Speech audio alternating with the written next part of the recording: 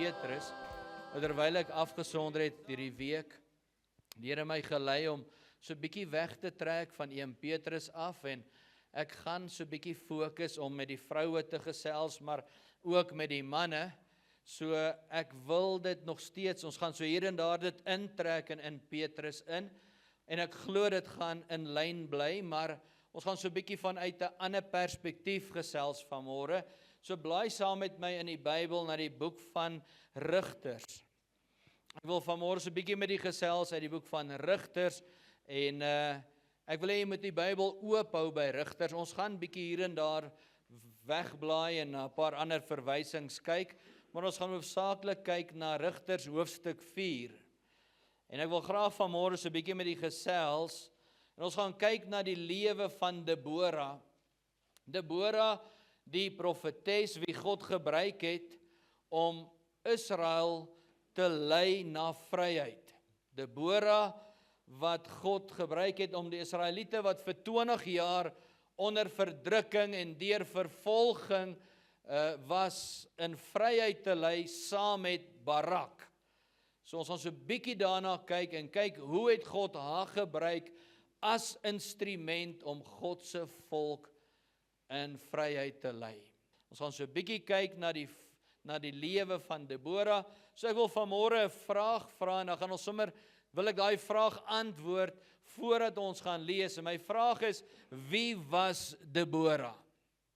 Wie was Debora? Ek het begin en sê Debora was 'n profetes, profeet deur God gebruik. Met ander woorde, sy was vrou in die Ou Testament wat net soos die ander profete direk by die Here gehoor het, en dan was sy 'n mondstuk van die Here. Sy het gesê vir die volk, vir Israel, dis wat die Here sê, en dan het hulle gehoor. Sy was 'n vroulike profeet, ons noem haar 'n profetes. Alright, baie belangrik, sy was ook die 4de rigter. Nou die Bybel praat van 12 rigters, hoofsaaklik is daar 6 hoofrigters, hulle sê groot rigters, en dan 6 kleine rigters wat bietjie meer onbekend was. Miskien sal van julle onthou Samson, die sterk man. So Debora was een van die rigters. Sy was ook die enigste vroulike profetes en rigter wie God gebruik het om die Israeliete te lei in die Ou Testament. Sy was nie net 'n profetes nie, maar sy was ook gesien as die enigste vroulike regter wat die volk regtens met politieke sake, maar ook by God gehoor het en regtens gelei het. Met die wet het hulle na haar toe gekom en geraadpleeg, en dan sy vir hulle gelei. Wat die gewoonte was, is sy het baie keer op die gebergte onder 'n palmboom gesit, en dan het die volk na haar toe gekom en vir haar raad gevra, en dan het Debora vir hulle raad gegee, volgens God se leiding natuurlik, hoe om op te tree en hoe om die saak te hanteer. En daarom was die boom ook genoem die palm van Debora. So ons gaan dit so 'n bietjie later lees.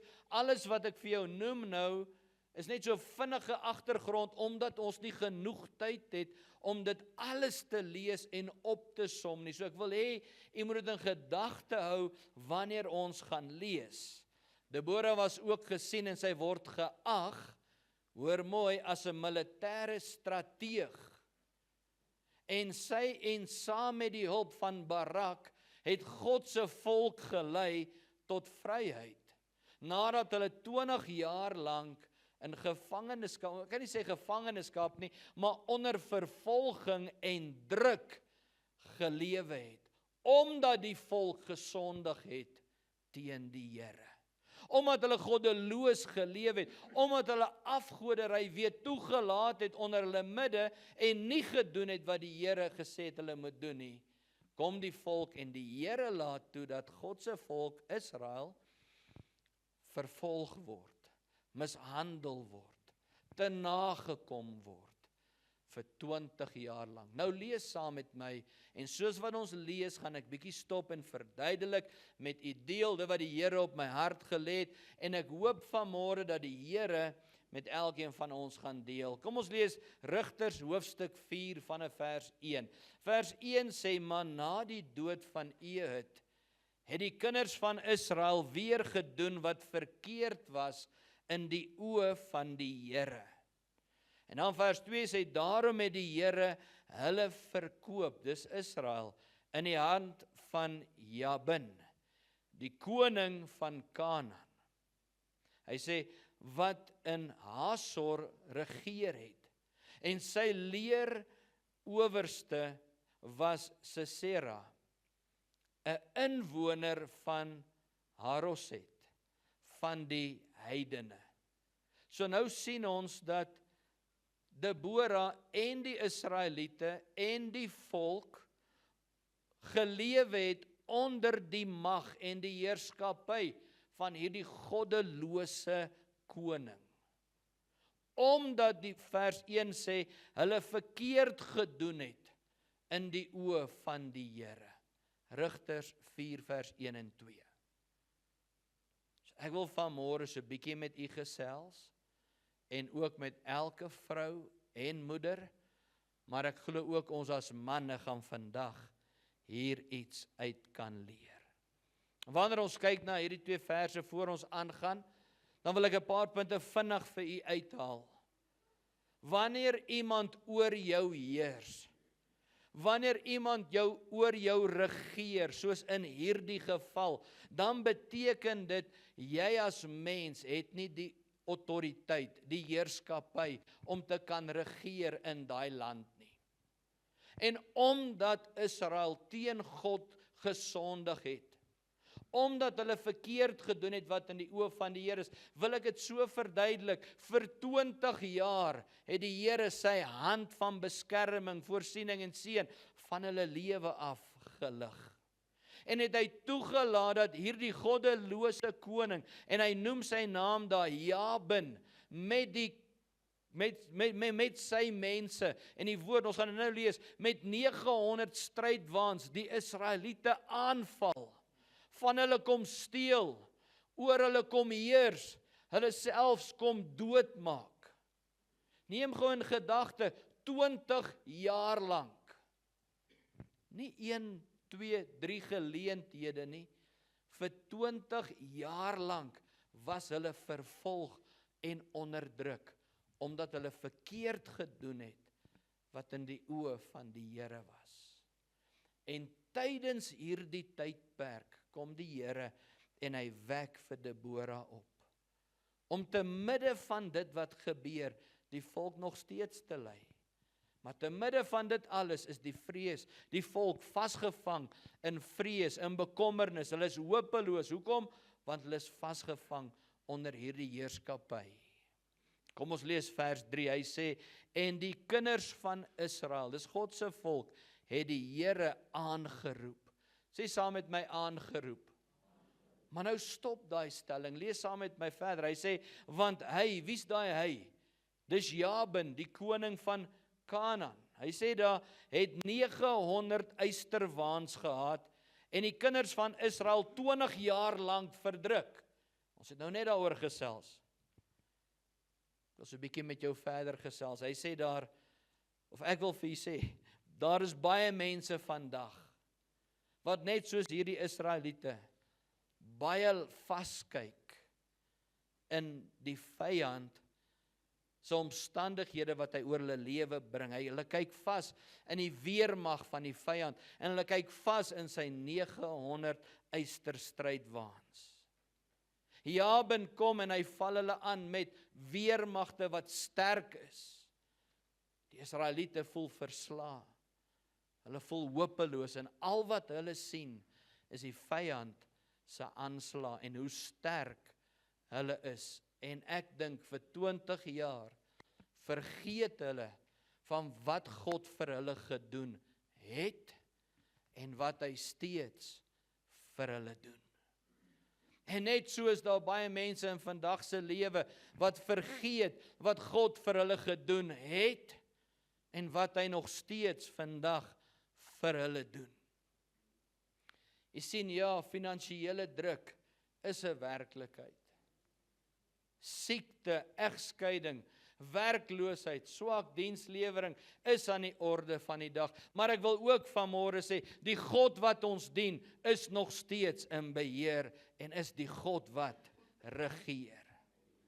Maar net soos die Israeliete, wanneer ons verkeerd doen in die oë van die Here en ons fokus ons oë op die vyand en op sy leermagte, is dit maklik om te vergeet wat het die Here vir ons gedoen en wat hy vandag nog steeds vir ons doen. En ek dink dis een van die redes hoekom hulle vir 20 jaar lank nie bely het en God aangeroep het nie.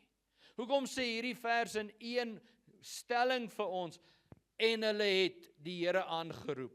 Maar dan net daarna dan sê hy, Jabin se army het 900 waans lank groot gewees, sterk gewees, en hy 20 jaar oor hulle geheers.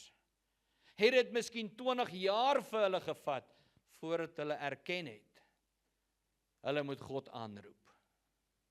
Het dit 20 jaar gevat, voordat hulle erken het, hulle is verkeerd.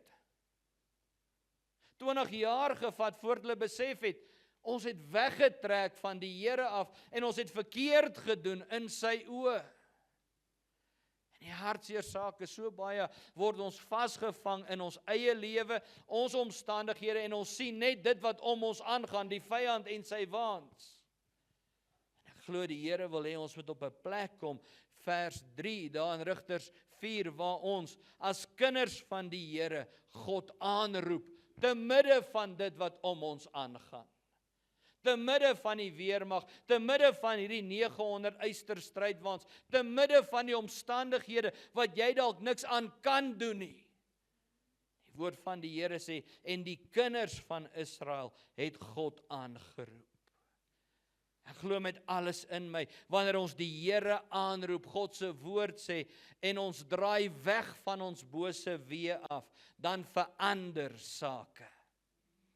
Hou gou jou vinger op daardie plek, blaai saam met my na 2 Kronieke 7, vers 12 toe. Ons almal ken hierdie gedeelte, maar ek wil dit vir u lees. Ek wil hê, u moet dit lees, u moet dit sien en u moet dit hoor.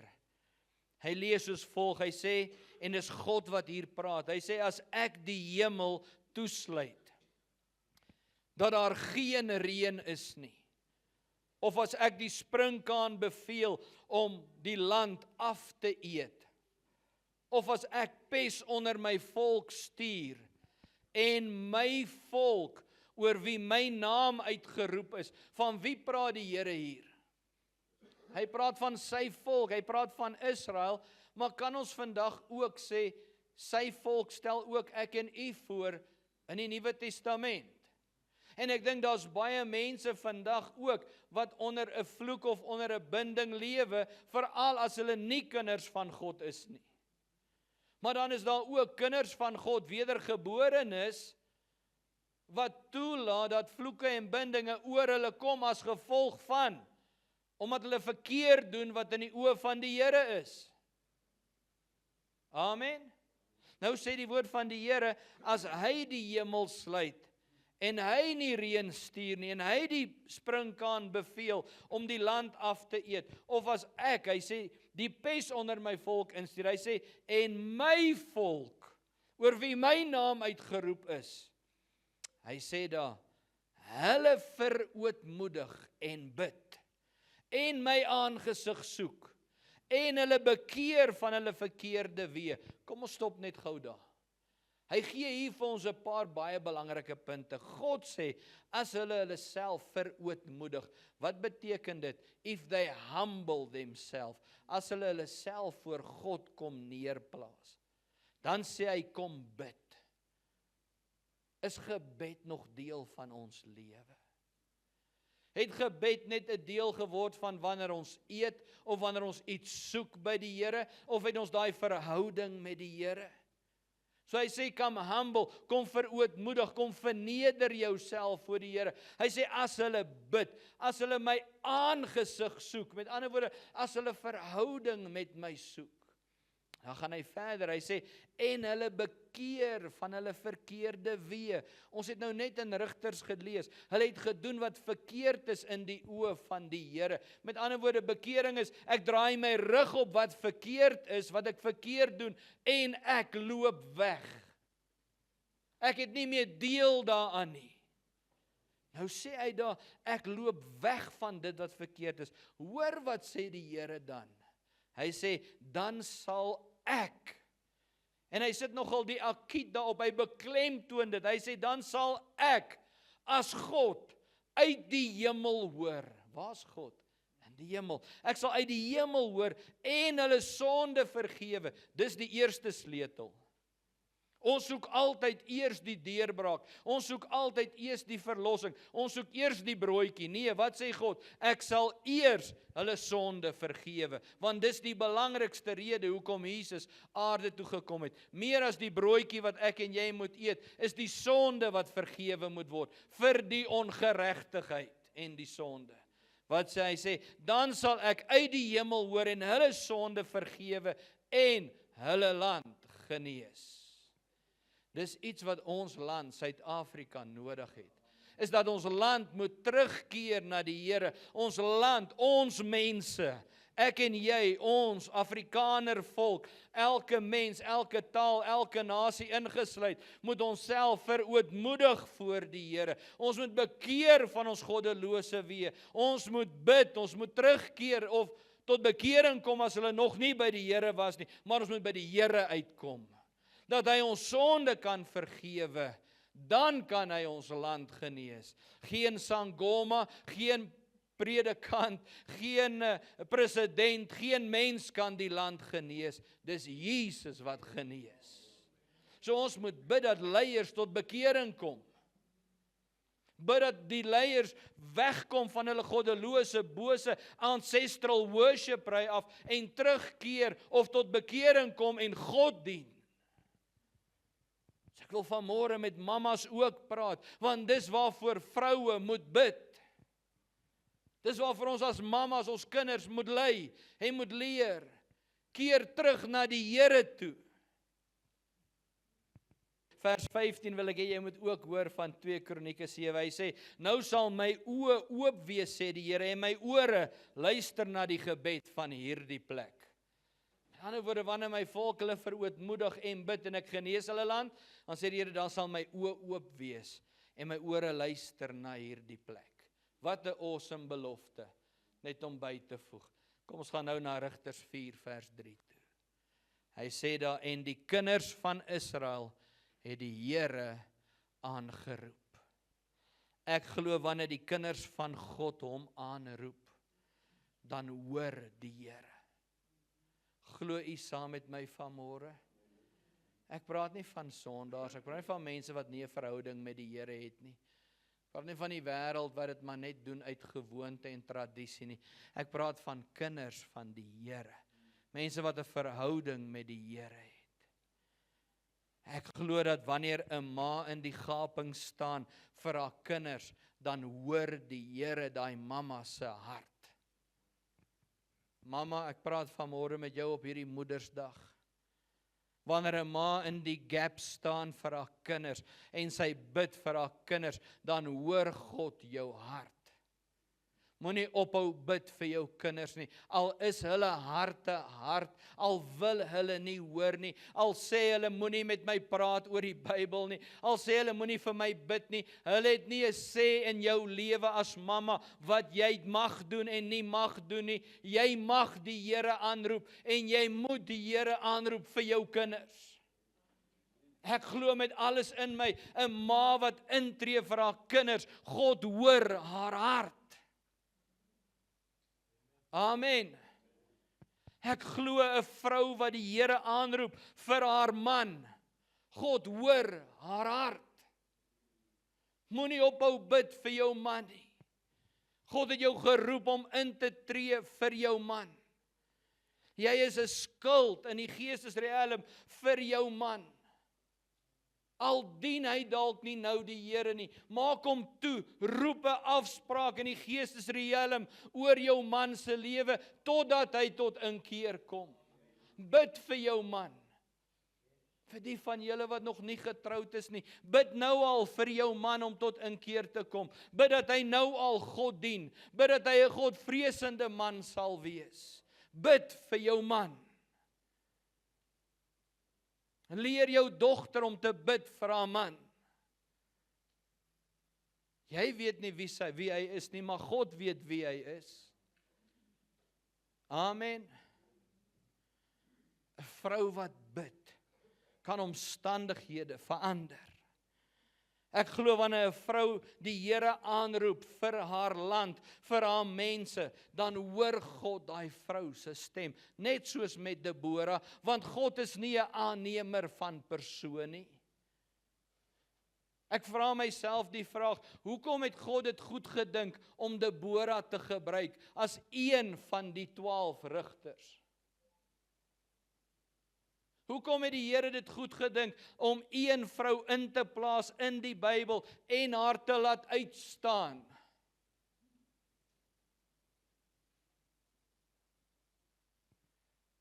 Nou, ek is nie hier om woman power voor te druk en te sê vrouens moet rule over men. Julle ken my harte waaroor dit gaan, maar ek is ook nie hier om te sê dat vrouens het nie 'n plek in die kerk en in die samelewing nie. Want as God haar kon gebruik het, wie's ek om te sê God kan nie 'n vrou gebruik nie. As God vir Maria gebruik het, en verskoon my taal, to be the carrier of the Holy One, wie's ek om te sê God kan nie 'n vrou gebruik nie.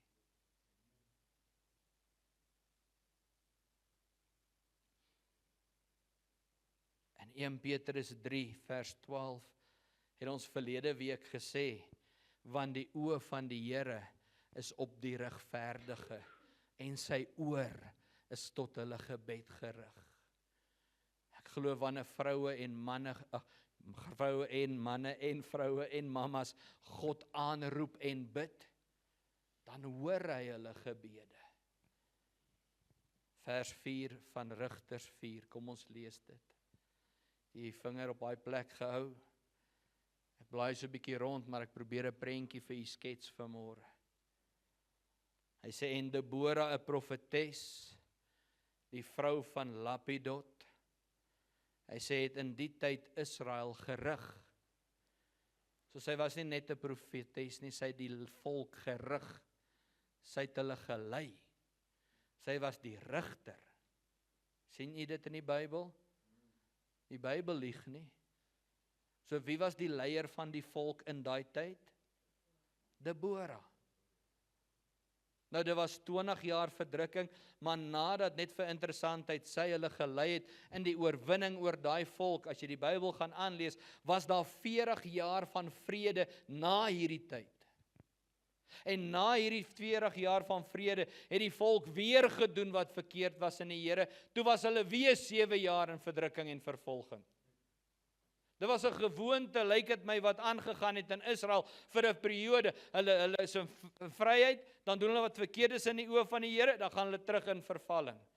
Dan kom die Here en hy lei 'n rigter op, dan lei hy hulle in, dan gaan dit net weer goed, dan verval hulle weer terug in vervolging en verdrukking. Maar daar was 40 jaar van vrede en vryheid en het die Here die volk geprosper, geseën. Sy het hulle gelei. En dan vers 5 sê, en sy, Debora, het gesit onder die palm van Debora. Dit was daar die palmboom, ons het nou daarvan gepraat. Tussen Rama en Bethel, op die gebergte van Efraim. Ek het hiervan gepraat. En die kinders van Israel het na haar opgegaan vir regspraak.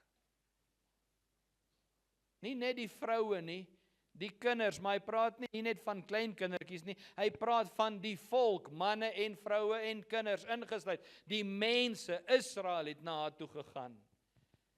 Ek wil vanmôre hierdie palm waarvan ons nou gepraat het, hierdie palmboom, waaronder sy gesit het, gebruik as 'n voorbeeld. Hierdie palm van Debora, hierdie boom waaronder sy sit, was nie maar net 'n palmboom nie. Dit was die plek waar sy die Here ontmoet het. En vanuit daardie posisie, waar sy God ontmoet het, het sy die volk gelei. Hierdie plek waar Debora die mense bedien het, was nie 'n troon nie. Dit was nie 'n stage nie. Dit was nie 'n mooi kantoor nie. Dit was nie 'n groot kerk nie. Dit was maar net 'n palmboom. Maar die verskil is, God was by haar. Dit was haar ontmoetingsplek met die Here. Ek wil vanmôre 'n vraag vra, vroue van die Here, mamas, dames, waar is jy geposisioneer vandag? Waar sit jy vandag? Jy sien, Debora se krag was nie in 'n swaard en in 'n spies dalk soos Samson en ander helde nie. Maar haar krag was in haar koneksie met die God van die heelal. Sy het inspraak gehad van God af. Die Here het direk met haar gepraat. Sy was op die regte plek geposisioneer, want sy het gehoor by die Here en dan het sy met die volk gespreek. Sy het nie hierdie aura om haar gehad nie.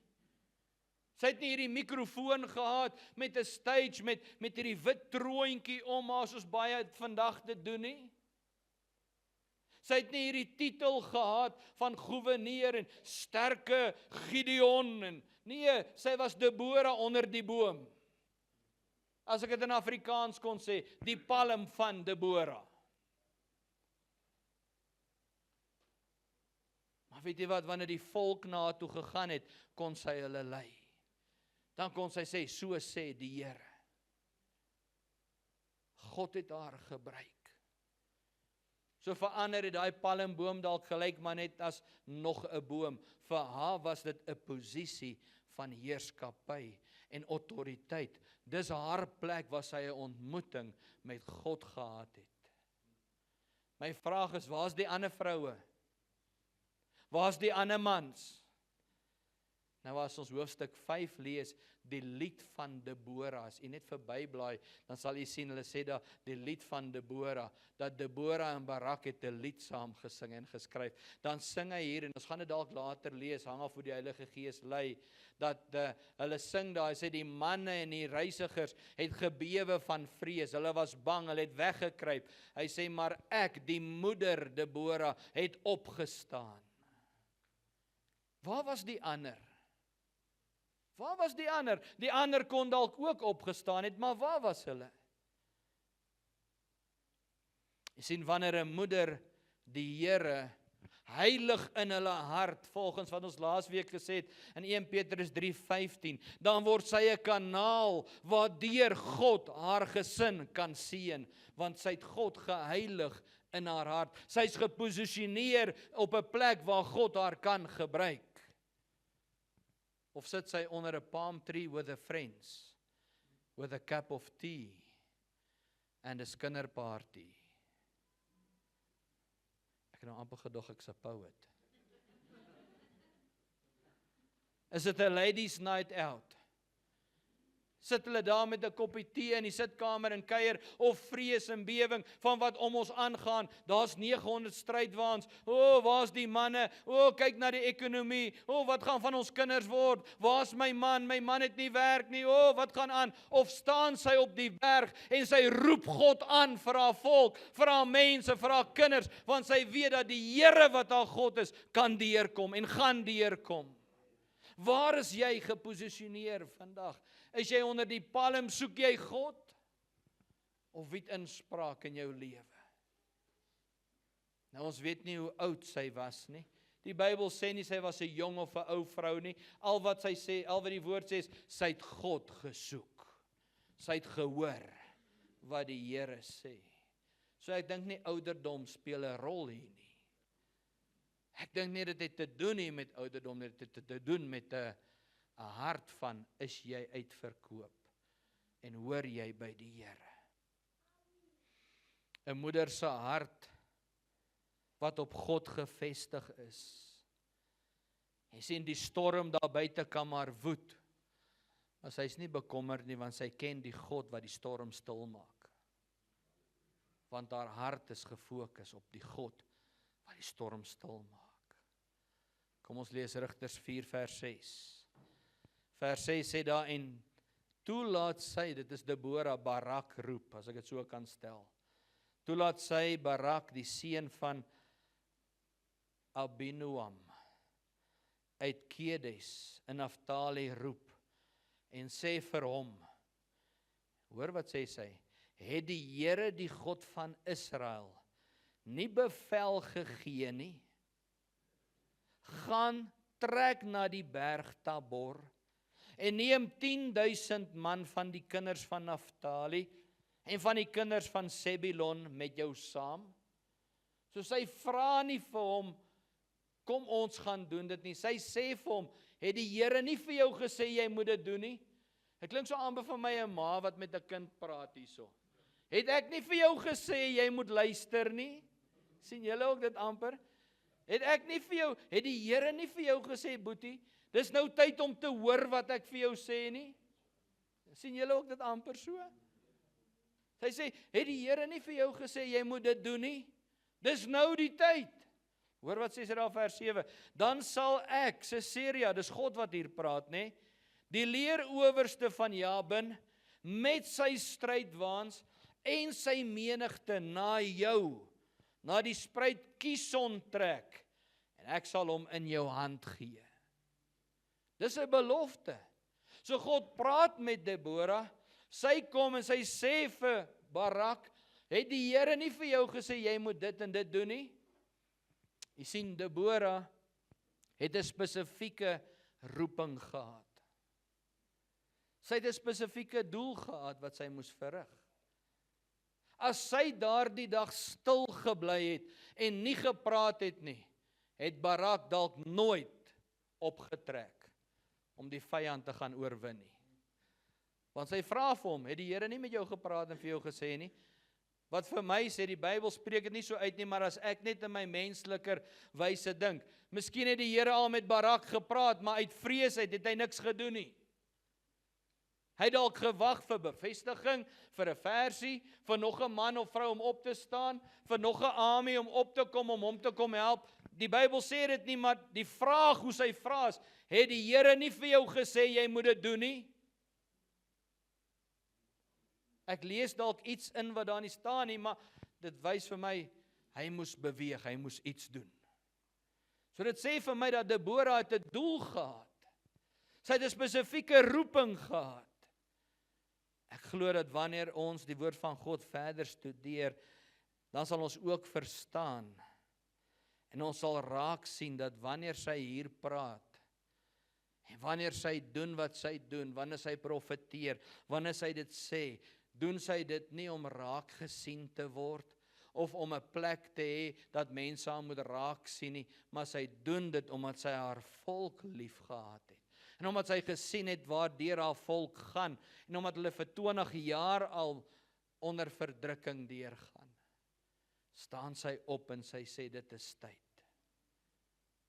Dis tyd, die Here het gesê, dis tyd om te gaan. Tweedens, in haar roeping en haar doel, met die wat sy opstaan, glo ek ook, het sy iets raak gesien wat ander nie raak gesien het nie. Omdat sy hoop gehad het. Sê gou saam met my, hoop. Ek het nou gepraat van Rigters 5. Blaai net een bladsy om. Ek weet, 'n party kleiner druk, moet jy dalk nog blaai, na Rigters 5 toe. Rigters 5 vers 6 en 7. Dis die lied wat Debora en Barak sing. Ek wil net gou vir julle 2 dele uithaal wat ek wil bevestig. Hoor wat sê hy daar.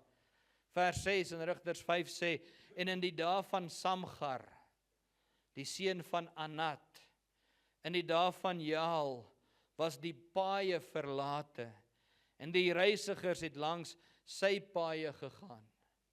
Hy sê, leiers het ontbreek in Israel, ontbreek, totdat ek, Debora, opgestaan het. Sê saam met my, opgestaan het. Ek, en wat sê hy dan daar? 'n moeder in Israel, opgestaan het. Sy sien nie haarself as 'n rigter nie. Sy sien nie haarself as die magtige regter nie. Sy sien nie haarself as die leier en as die koning nie. Sy sien haarself as 'n moeder. Waarvan praat 'n moederhart? Liefde. En ek dink as daar een ding is wat ek hier uit kan haal, dan is dit hoop. 'n Ma het hoop. Hoop te midde van wanhoop. Ek, 'n moeder, het opgestaan. Ek glo sy het opgestaan omdat sy hoop gehad het in die God wat sy dien. Hoop gehad dat die Here sal deurkom. Verlede week het ons daarin geraak, 1 Petrus 3 vers 15, wat ons gesê het, ons moet nooit opgee om aan elkeen verantwoording te doen. Hoekom? Van die hoop wat in ons is nie. Kan jy onthou? Hy sê ons moet altyd verantwoording doen as gevolg van die hoop wat in ons doen. Elkeen wat van julle vereis, sê 1 Petrus 3:15, moet ons die hoop na vore bring. Jy sien in die tyd waarin sy geleef het, 20 jaar lank verdrukking, vervolging, het sy hoop gehad dat God kan 'n wonderwerk doen. Mamma, ek wil jou vra vandag, het jy nog hoop? Vrou van die Here, waar lê jou vermoë vandag? Ek glo Deborah se hoop en haar vermoë het gelê in God, omdat sy hoop gehad het dat God kan deurkom. Ek glo God gee die vroue vandag 'n sagmoedige gees, 'n stille gees, maar moenie daai stille gees en daai sagmoedigheid onderdruk nie, want dit kan 'n kragtige geestelike kragstasie wees. So vroue, hoe gaan jy dit gebruik? Vir die wêreld of vir God? Want wanneer 'n vrou opstaan, wanneer 'n moeder opstaan in die krag van die Here, dan verander die atmosfeer in 'n huis of in 'n gemeenskap. Net soos wat sy in haar eie krag kan opstaan en 'n atmosfeer in 'n huis kan verander. Nou manne, kinders, bly stil. Julle het goed geantwoord, nou julle was stil. Jy sien, wanneer 'n ma na eie krag opstaan, verander atmosfere om haar. Maar wanneer sy in die krag van die Here opstaan, wanneer sy haar plek onder die palm, die plek waar sy ontmoeting met die Here het, wanneer sy in sy teenwoordigheid inbeweeg, soos met Deborah, en sy beweeg vanuit daai posisie in die krag van die Here, dan verander atmosfere en omstandighede in haar huis, in haar werk, in haar land, want daar's 'n vrou wat God vrees. Vroue kan deur God gebruik word om omstandighede te verander. Waar is ons dames vandag? Waar is ons vandag?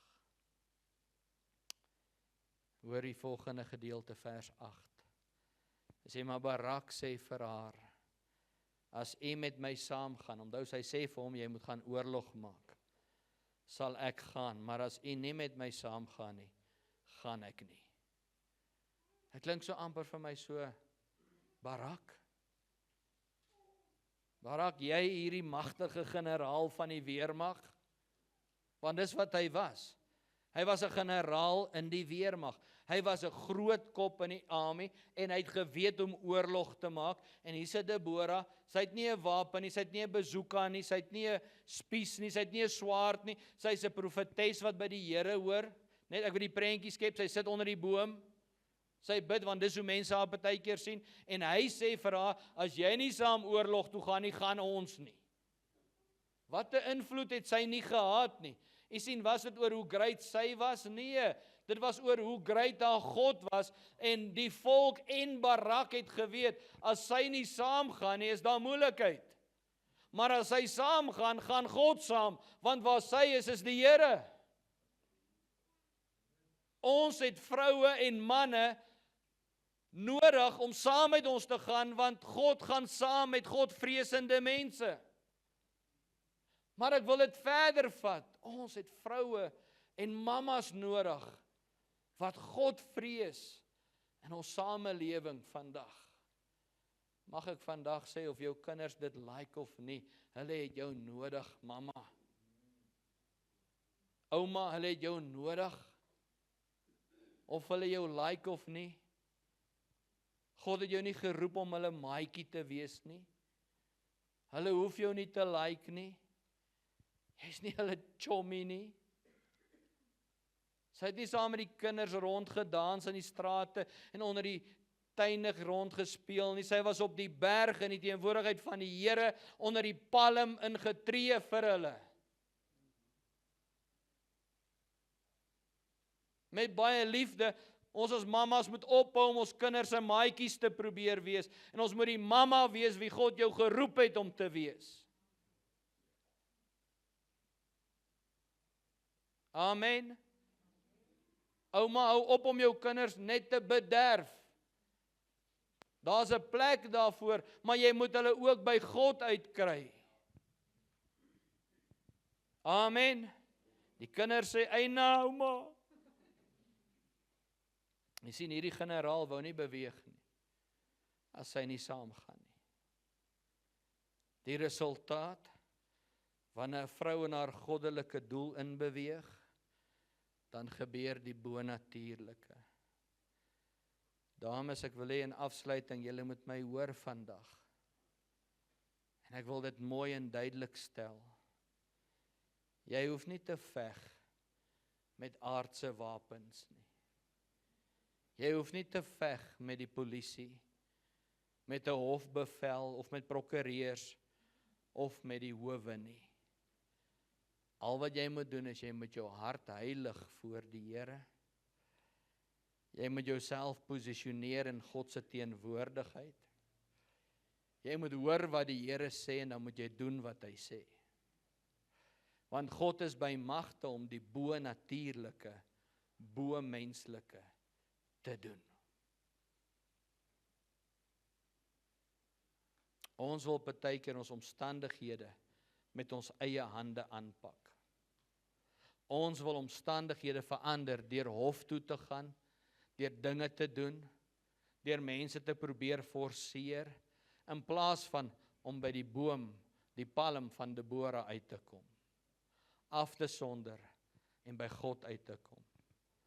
Nou sê ek nie bly daar nie, want daar was 'n tyd waar Debora moes opstaan en saam oorlogsveld toe gaan, maar sy het nie hof toe gegaan nie, sy het op die bevel van die Here beweeg. En in afsluiting, toe die volk beweeg, het God daardie dag met 10,000 mense, duisende vyande verslaan.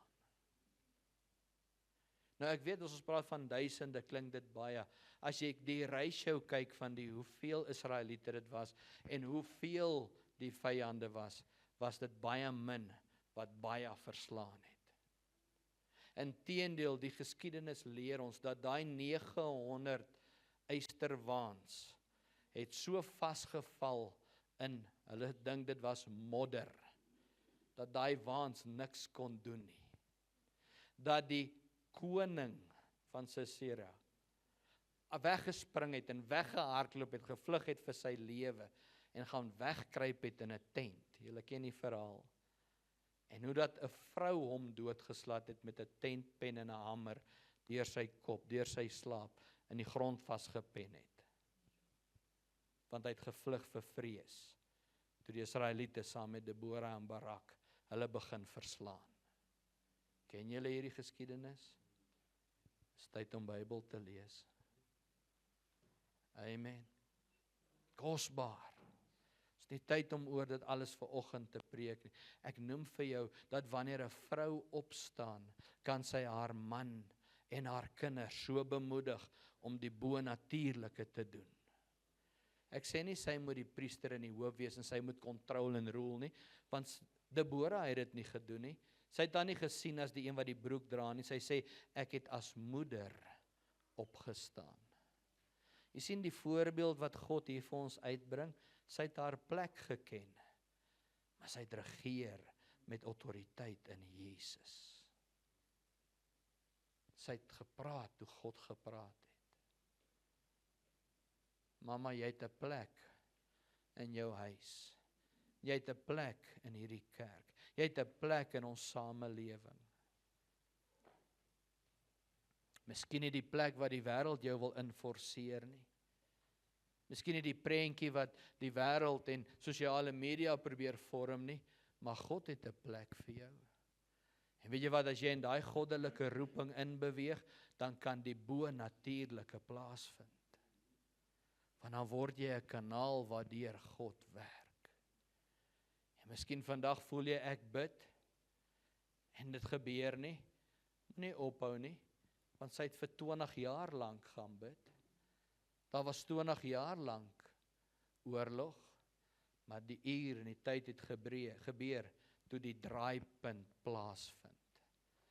Nou julle verlede week se boodskap, daar het 'n draaipunt plaasgevind, en toe die draaipunt plaasvind, toe gebeur die bonatuurlike. Is ons bereid om te volhard totdat dit gebeur? Daar is soveel gebeure, soveel getuienisse, waar ons net moet sien, waar ons net moet volhard tot die einde. Abraham en Sarai, hoe lank moes hulle wag voordat Isak gebore word? David gesalf as jong man, moes wag voordat hy koning word. Ons soek vandag 'n quick fix, 'n instant. Die Here moet nou deurkom. Nee, jy moet bietjie gaan wag by die palm, mamma. Humble yourself and pray and seek my face, and I will heal your land. So ek wil jou aanmoedig, ek wil jou bemoedig. Dis dalk vir ons nodig. En manne, ons kan ook maar leer hier by Deborah se storie. God het dit goed genoeg geag om haar te lys as deel van die rigters. Die 4de rigter in die lys. Nommer 1, wat is jou palm? En waar is jy geposisioneer vandag? Nommer 2, kom ons kry ons instruksies by die Heilige Gees. Want as die Here ons lei, kan ons nie foute maak nie. En kom ons staan op ons roeping. Elkeen het 'n unieke roeping. En as ons hoop in die Here het, dan kan daai roeping en doel 'n realiteit word. Jy is dalk net daardie een wie die Here wil gebruik om daardie 900 eysterwaans te verslaan. Jy is dalk net daardie een wie die Here gaan gebruik om sy volk na 20 jaar se vervolging, verdrukking en vryheid te laat losgaan. Ander kyk na jou en dink jy's dalk so en jy's dalk die. Ander dink dalk en jy voel dalk minderwaardig, ek's nie goed genoeg nie. Laat hulle maar in hulle huise sit en bewe van vrees. Gaan jy na die gebergte toe, gaan klim jy onder die boom in. God sal jou exalt, hy gaan jou gebruik. So ek wil die mamas, die oumas en elke vrou vandag bemoedig, maar ook ons as manne. Dis tyd vir ons om dalk op te staan. Amen.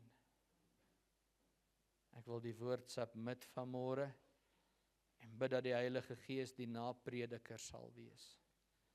En dat ons iets hieruit sal vat en dat dit tot jou gees sal spreek.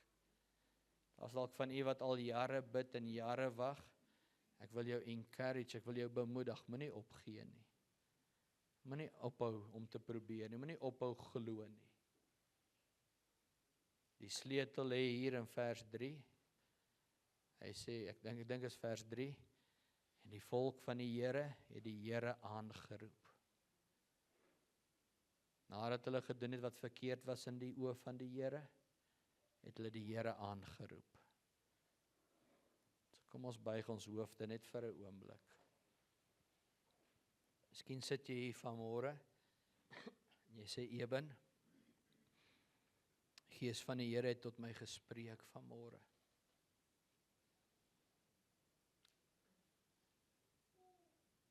En ek besef vanmôre, ek moet die Here aanroep. Ek moet regmaak. Ergens in my lewe het ek verkeerd gedoen in die oë van die Here. En vanmôre wil ek die geleentheid gebruik om reg te maak. Daar's dinge wat 'n skeidsmuur tussen my en die Here veroorsaak. Daar's iets wat my vrymoedigheid breek, dat ek nie na die Here toe kan kom nie, dat ek nie in sy teenwoordigheid onder die palm kan inbeweeg nie. Ek voel te skuldig om te bid, ek voel te skaam partykeer, of hoe dit ook al mag wees. Ek het nodig vanmôre om reg te maak. As dit jy is, al wat ek vra vanmôre is, dat jy in jou hart vanmôre God sal aanroep. En hierdie geleentheid sal gebruik en te sê, Here, vergewe my.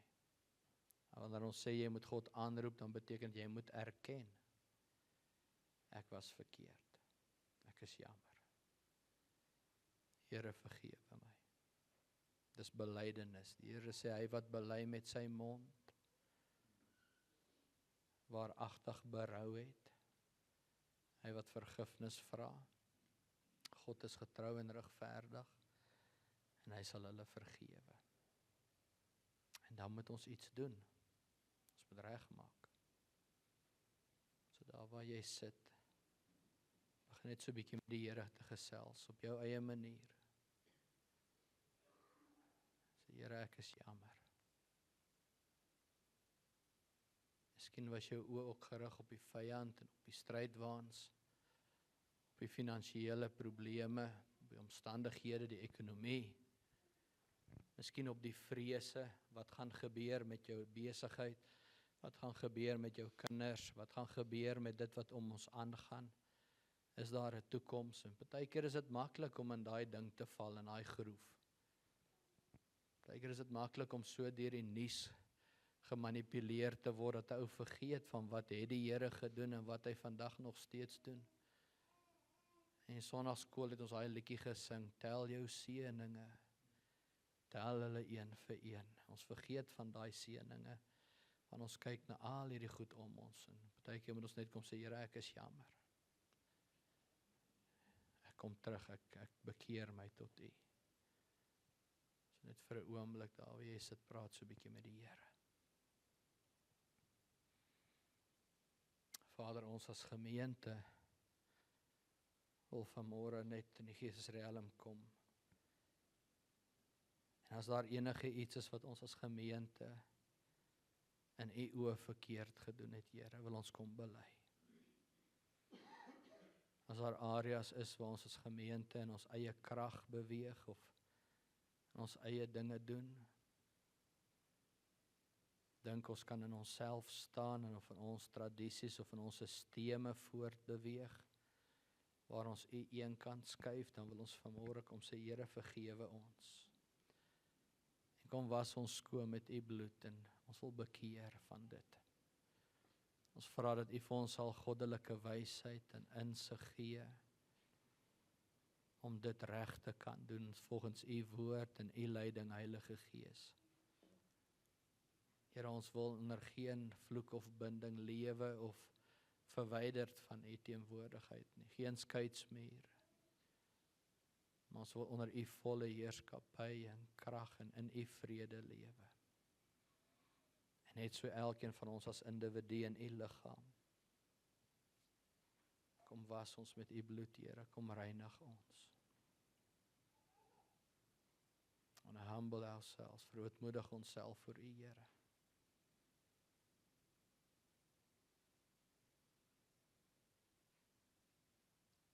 Ons wil minder word, sodat U meer kan word. Ons bid dit in die magtige naam van Jesus. As U saamstem, dan sê ons amen. Today, the Lord will fight for you. So be still. Go on your knees, lift your eyes and pray. The war belongs to the Lord.